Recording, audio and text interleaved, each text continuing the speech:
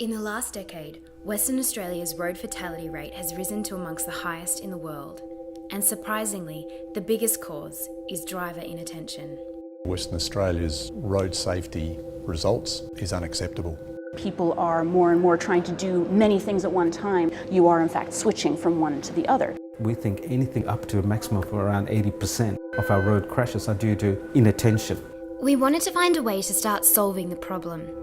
We created an attention-powered car, a car that goes when you're paying attention and slows when you're not. There are sensors located all around the head. We can detect the amount of activity that's going on in all the different areas, and we can tell what kinds of activity are happening in the brain. Through a series of baseline tests, car simulators, and going out on the track, we worked out what attention actually looks like when you're driving. We gave this metric a cutoff so that we had a recognisable baseline for attention loss. We then custom built and installed the APC device in the car so that it ignored the accelerator every time the driver's attention dropped below this level.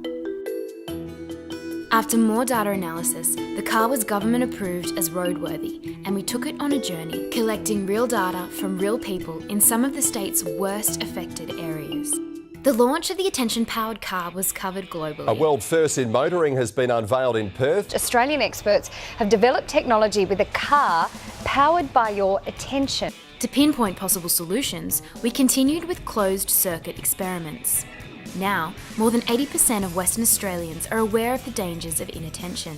After looking at all of the data, we discovered that real-time feedback was actually teaching drivers to be more attentive. The more they drove it, the higher their attention levels became.